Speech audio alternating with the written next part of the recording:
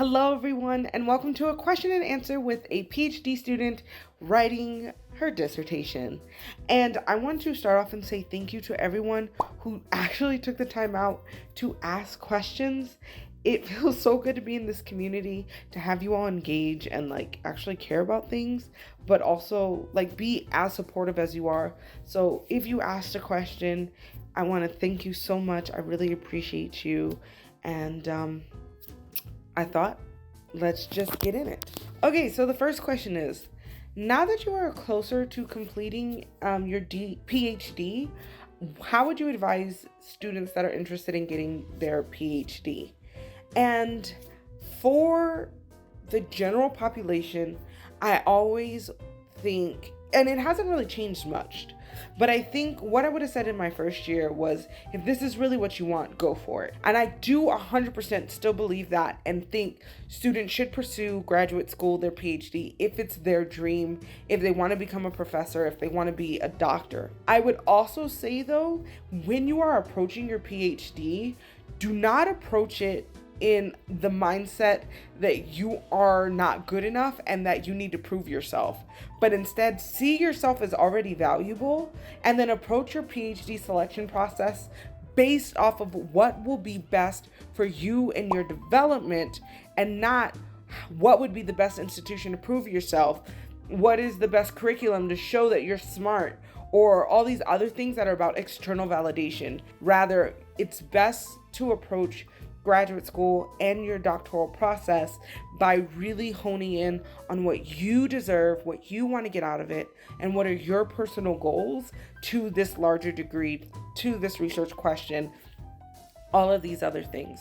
So the slight difference again would be being very much more confident in yourself and recognizing that you are enough, and that a PhD is supposed to serve you in your development, not be this thing to prove that you are smart enough or good enough or worthy enough.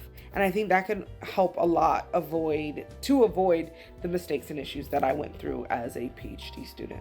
And that is directly related to the next question that I got, and that is, should students interested in getting a PhD or going into grad school more generally focus on high-ranked schools or low-ranked schools, or do a mixture of the two when they're applying? I think the most important thing, again, approaching this about what is best for you, it's necessary to acknowledge that one, these rankings don't matter in the grand scheme of anything really. How schools are ranked are really about how much funding they pull in and how much fame or attention they're bringing in, but that may not be relevant to your particular research question or your research focus. So if you go to a school that's really big in biomedical engineering and makes a lot of money off of it, helps NASA, does all these amazing things, it's going to be highly ranked as a research institution. But if you are an art historian, it doesn't really matter how high ranked that institution is as a research institution, because that research money, that research focus, those research practices don't really matter or apply to their art history department or their art history discipline. So I wouldn't focus so much on rankings, but rather what is their research focus and how does that align with you and your research purpose. Now I do have this video here that will take you through that process. I'm trying to decide what program is best for you, and if you've already applied to some and you just want to figure out if you're going the right path, then I would watch this video that helps you figure out if this program is good for you. But generally, I think it's a lot more complex than aiming high or aiming low, and it is 100% more about your fit. So it doesn't matter if it's a high-ranked Ivy League institution or a small liberal arts college. What defines if you're going to be accepted or rejected is about how well you and your research focus fit. And so I think it's best to apply to schools that align with your research and not about ranking or famousness or notoriety or all of those things, but rather how closely aligned will it help you be to your end goal, your professionalization dreams. The next questions kind of go more into the dissertation process and my own writing process. And so one of the questions is, how did you come up with your dissertation topic? Did you already know from the jump, or did you need help? I should make a whole video about my dissertation topic, what I'm writing about, and what it used to be. If that interests you, comment down below. But I will say, in a very concise, truncated version, when I applied to UCLA, I had a completely different project in mind. It was still roughly related to museums and social justice, but it was not at all the project that I have written today. I came to my dissertation topic mostly on three main things. It was convenience. I think that's the most important thing for me. I was not fully funded when I first got here, and even though I eventually was able to get funding, I didn't have a lot of money. And so I needed a research project that I could get in, do, and get out. And so for me, a museum is a stationary institution. They have a lot of research, a lot of literature written about them. They have archives, they're organized, and they don't change very often. And so when you write about something that's that stable, it is very easy to go in, get your data, and come out and write about it. And it's very easy to make a timeline where you know when you're going to be at a place, you don't have to schedule with random people, you don't have to consider emotional baggage and things like that. I'm studying an institution, a very old institution, and so it was just a lot less variables to my writing, and that was really important. The next thing that I wanted to do was really make sure that I was leaning on my expertise of Afro-Latin history and culture. And so again, more generally, I was trying to incorporate those aspects, but still focus on the institutionality. And then the third thing was my advisors, my chairs, I took their advice to heart. Now, again, this isn't because I was like a perfect student and just wanted to be obedient, but rather, again, because I didn't have a lot of funding, I really did just want to complete a project that was considered good and feasible and get out. And so when my advisors are like, this seems like too much work, you need to do this, or this doesn't seem realistic, this is a better option, I took heed of those warnings, or I really internalized that advice.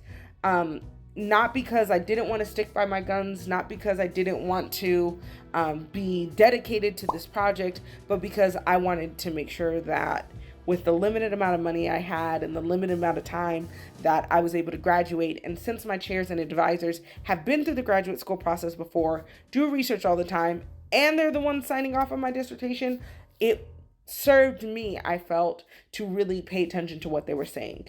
And because of that, my dissertation topic very much changed and molded over time. I guess technically a fourth one is my injury and my personal issues that I talk about. That also impacted what my dissertation looked like. But as for the topic, it really was about trying to find something that was as concise, explicit, and feasible as possible, something that was still related to the things that I cared about, even if it wasn't like my life dream goal, and then to really take into account what my advisors and my chairs were saying to make sure that I was moving and progressing in a good way.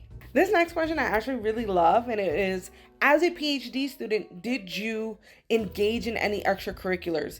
I was in a ton of extracurriculars. That's just my that's my personality. When my first year, I was in a ballet folklorico group, which is a Mexican cultural heritage dance group. I danced my whole life off and on, and so when I got to UCLA, there was a group, I joined it. I was in an a cappella group my second year called Diverse. Loved it. It was great. I also did academic groups for my professional development. So I was in a professional development committee for my department. I also was the co-editor-in-chief of an academic journal on campus. And those are things that went on my CV and were really great.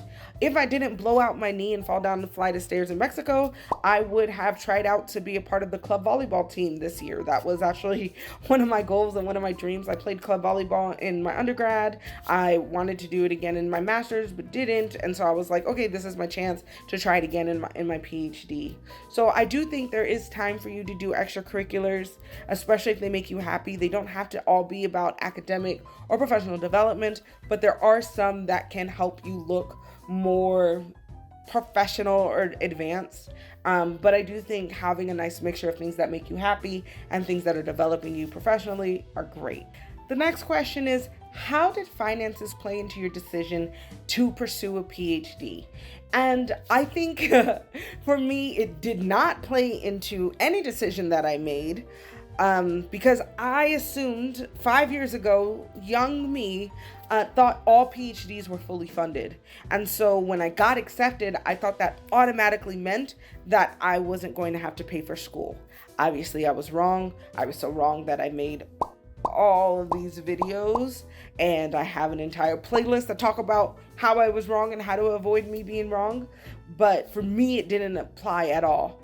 I do think, regardless of if you're fully funded or not, it is important to think about your financial capacity and what your financial expectations are for your PhD program, and to make sure you negotiate or try to advocate for yourself. Now, again, if you don't know how to do that, I have an entire playlist, again, about grad funding and all of that jazz, so you're not by yourself. But yeah, very honestly, for me, it was not a contributing factor at all. The moment I got offered the letter, I accepted it, which I do not advise for anybody. The next question is kind of related to fellowships, grants, and the question is, how do you feel about prestigious fellowships and grants and things like that? Do they make you more competitive for the professional world once you graduate? Do they make you more competitive if you get them before you get into grad school? Or what is my general opinion on them? I think, obviously, winning grants and awards are important because it does help you look more, it's a cosign. And so for a lot of reviewing committees, I don't want to say they're lazy because that's an oversimplification of what's going on, but it is a lot easier for review committees to be like, oh, this person won this award. I know that's a prestigious award. I know that's vetted. I think then my decision to give him this award isn't bad, right? Like, that's a cosign. I don't think it's necessary.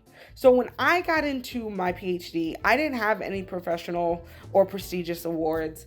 I was in Phi Alpha Theta, which is like an undergraduate history honor society, but I wasn't in anything that's like super big or mind-blowing.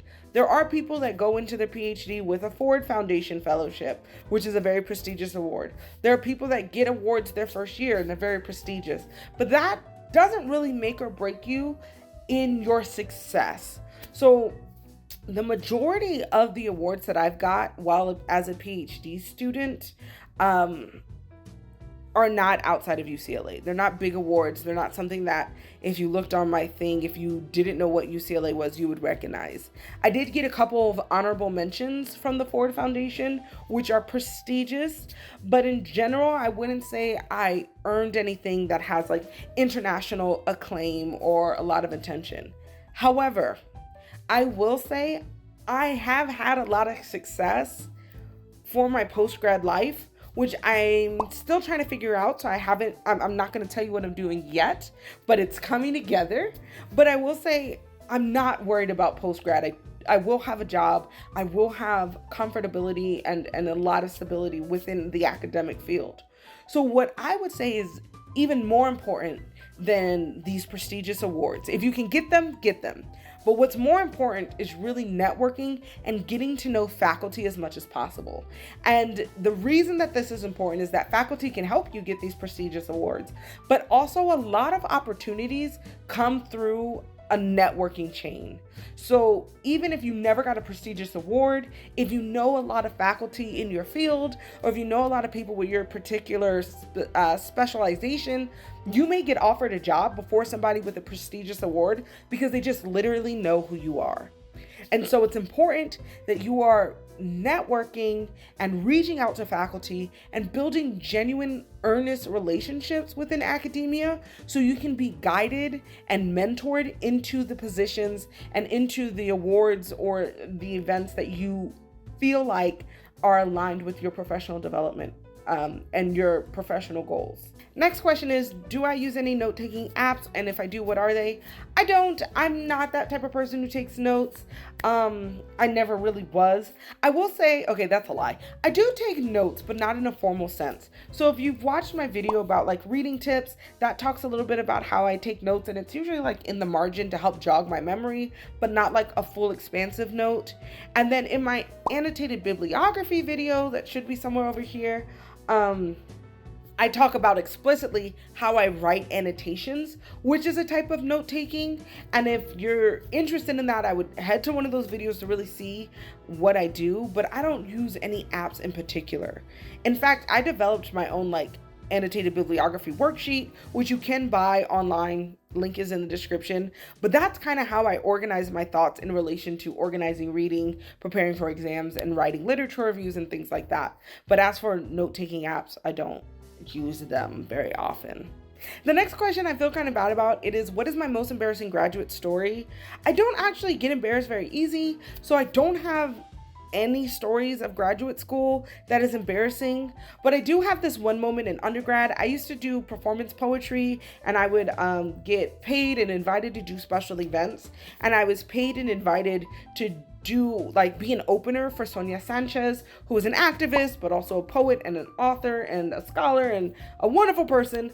But I was very young. I was 19, 20, and I only knew what she looked like from the back of books, which is a very young version. And so while I was going to the event, I was in the elevator with her, and I was talking to her about herself as if she wasn't who she was. And she was just like, oh, okay. She was like, what are you doing here? I was like, oh, I'm opening up for Sonia Sanchez, as if that wasn't who she was. So it was a very embarrassing moment, because obviously I got on stage, I realized the error of my ways. And that stuck with me up into grad school. And so when I'm in grad school and I'm around people, one time I was around Angela Davis, I had all the embarrassment of when I met Sonia Sanchez, and I didn't say anything. I think I was we saw each other and I smiled, and I was like, have a great day. And then I kind of walked off out of panic. So that event wasn't embarrassing, but because I was so embarrassed from the thing that I did when I was 20, I couldn't talk like a normal person, and that will always sit with me. And then this question I really like a lot, and it's that, now that you know everything that you know, would you do your PhD again? Is it worth it? I would say, heck yeah. I would do it 100 times over, and I think I would do it so much better because I know everything that I've done wrong.